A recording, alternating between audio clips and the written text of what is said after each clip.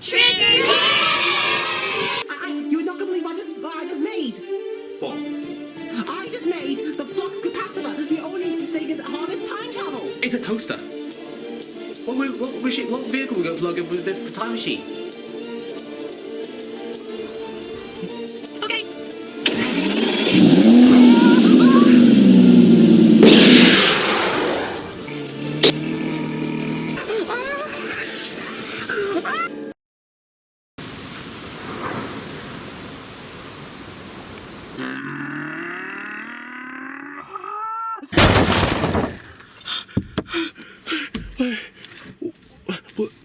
Blue, what just happened?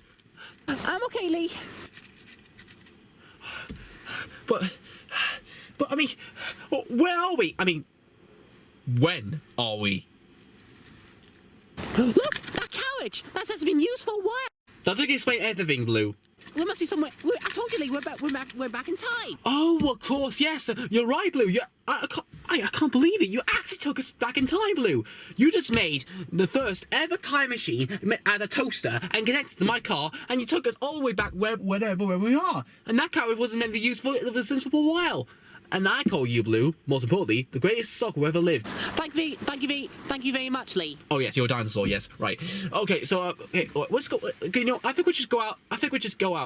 Let's see where we are. Let's see where we are. I need to get my jacket first and my cap. Right, Yoli.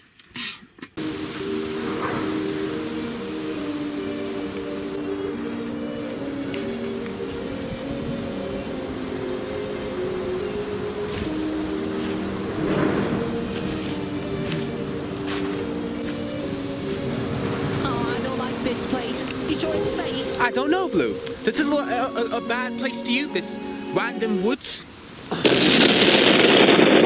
It's like a gunshot. Let's take a look. Shots came over there. What can you see, Blue? People wearing strange uniforms, Lee. Ah, must be back in the 1980s. Like the rock and roll years. Maybe we should stay here for a while. Maybe we can have some popular classic ideas for the 80s. Not the free idea you want to have, Blue. No, not people with uniforms, Lee. Men. Ah, soldiers. So, we must be Victory Day, 1945. I think not, Lee. What? Let me see.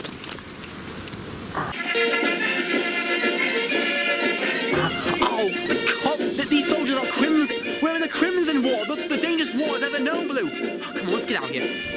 And in fact, maybe we should nick a glove, a soldier glove before we go. Come on.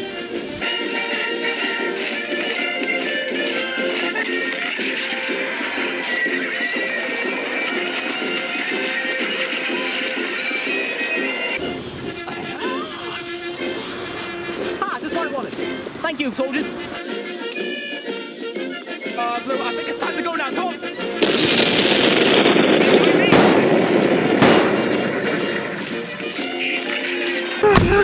Let's get out of here, Blue! Okay, Lee! Come on, just stop me,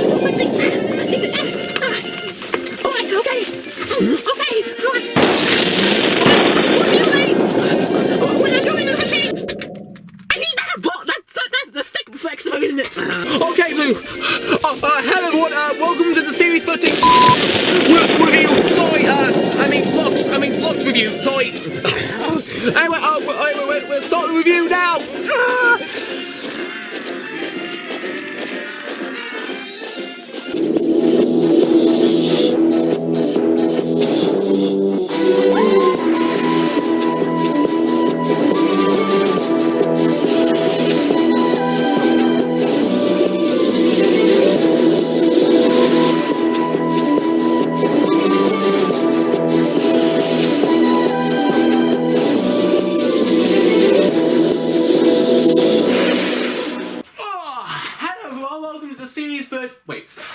Where's 13?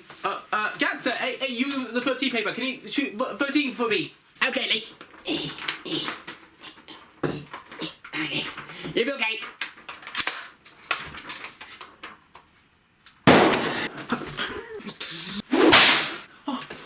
There's 13. Thanks, mate. Okay, Lee. Happy to help. Yeah, I just bought them on eBay account vouchers. Anyway, anyway, and welcome to Series 13 Flux review. And today we're reviewing. I'm going to talk about reviewing the next episode. That is called War of the Sontarans. It came out yesterday on Doctor Who on BBC One. And what I think about this episode, about the Sontarans, I think it was the best episode ever, because for making the John Bishop the best character, and including the Sontarans coming back, the best classic villains back of the other classic Who's.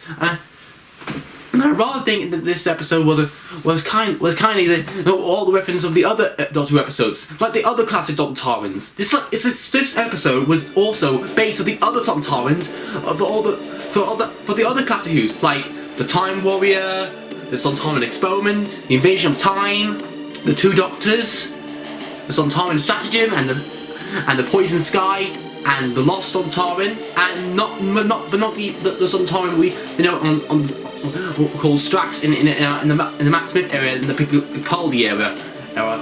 But anyway, the only thing I like the Sontarans were just brilliant. Yeah. So in this review, I'm going to talk about the 5 characters in the episode, and the era of the episode, and including the monster, the main villains for this episode. So let's start with the characters. And spoiler alert, you haven't watched the episode yet. Right, you're warned. So the first character, we're going to talk about Sarah Powell, who plays Mary Seacole. So what do you think about Mary Seacole, her character in this episode? She was a good character who played the role in the episode, and I think it played a very well, like the other classic Who episodes of the other episodes of Jodie Whittaker. I mean from the other classic historic characters from the Jodie Whittaker's era. When we're playing with Jodie Whittaker and Mary Seacole, it played like mostly like the Rosa Parks episode and including Nikola Tesla's episode. I think that's why I feel for the episode. Apparently, this character, it was like a very popular character, and so yeah, I think all I can say for her, she played good in the episode. And I thought when I read about the character Mary Seacole in history and Flower Nightingale, I told Mom who was Flower Nightingale, and he said he was part of the Crimean War, and I told about Mary Seacole, but she didn't know her too. But I thought she invented hospitals, but without hospitals, we would end up in this catastrophe. But yeah, I think that. But this character was brilliant, and I want to say that great work with Mary Seacole or Sarah Powell. So next character we're going to talk about is John Bishop, aka Daniel Lewis, or Dan, or Daniel or Dan. That's confusing between those two names. So what do you think about Dan in this episode? Well, he played very brilliant. I mean, very funny in the last one. And what was my theory when he was using the fire pan to hit the Sontarans? He was like the Jamie McCrimmon. You know the companion, the Doctor Who companion from the second Doctor's era. Crimmon, would you? Well, I'll show you.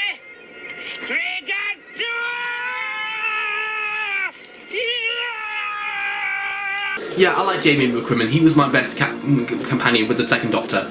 But yeah, that's why I fought for him. This character, he played very funny, and I think I like him now, because now Bradley was gone, and now we got this character. I think that was a good option for this character, the best companion ever, and I rather think that's brilliant for Chibnall's option. So great work, John Bishop.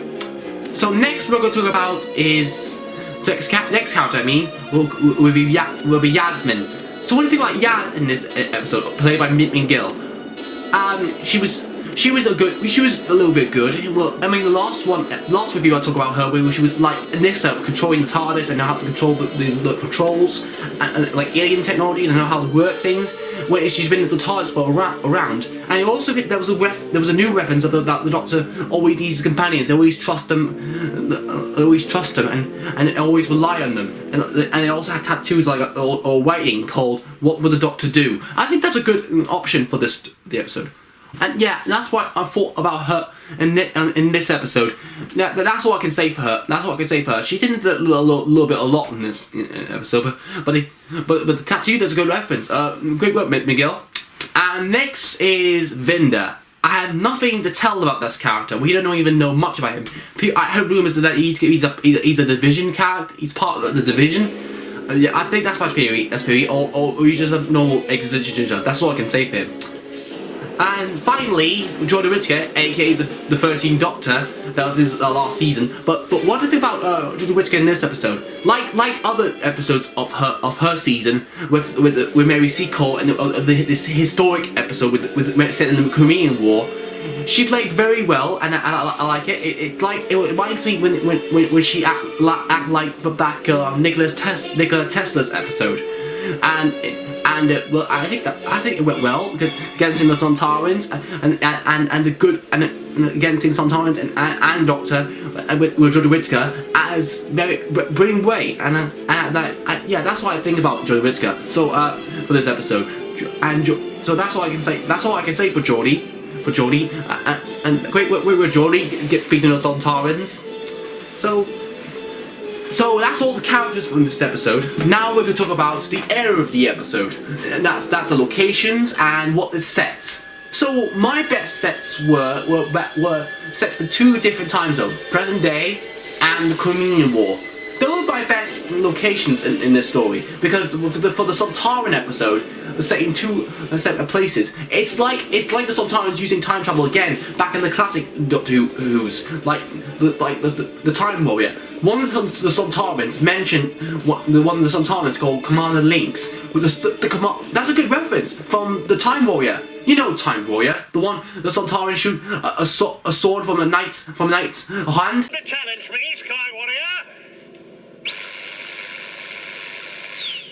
The Lynx and the 13th Doctor, I mean John Pertwee's Doctor, facing each other. And Sarah Jane's first appearance. Story. I'm a journalist, Sarah Jane Smith. And I'm sorry, rest in peace.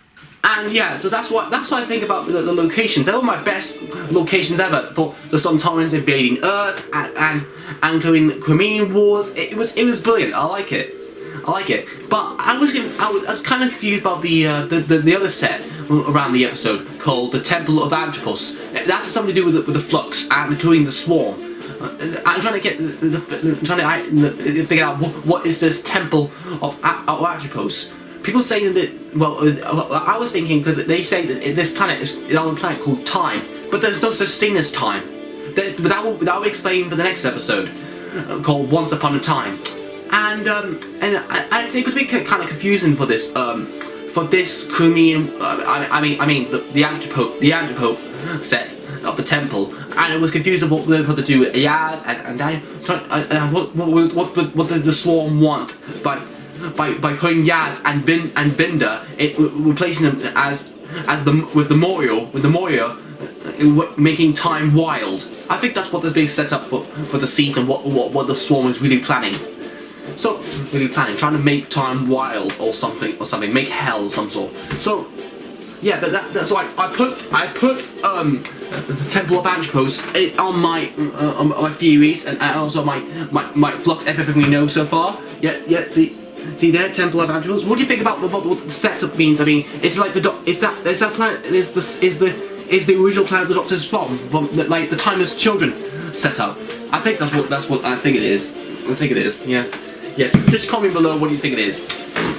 And finally, we're going to talk about the monsters, and that's my main villains, the Sontarans. The Sontarans played very well, and I like them very well, and I like them playing so brilliant. I mean, like the other classic Who's episodes, they are the classic Sontarans who wear the same uniforms the other Doctor Who episodes. And also the weapons that I mentioned about Commander Lynx, that was a good reference. And also, one of the Sontarans we already known, one of the Sontarans speaking like Strax, it is Dan Starkey who played the other Sontarans. The other Sontaran, who played Strax. It's good that I like him back as the Sontaran. I like Dan Starkey coming back. Great work done, Dan Starkey. it was brilliant to see him coming back. Yeah, that's what I thought. Yeah, the whole seat with Jordan Willis's era and Chibnall's era, it's like Russell Davis's era, but shame it has to end next year. That's why my thoughts for that one, and like people saying that this era was not good, but I think it was good for me. So that's all for this for this review. If you guys want to comment down below and subscribe and like and comment below what you think about this review, what's your reviews. I'm giving this episode 10 out of 10. That's my opinion. Yours could be very, very different. So thanks for watching, and I'll see you next time. Talio. Sontarans.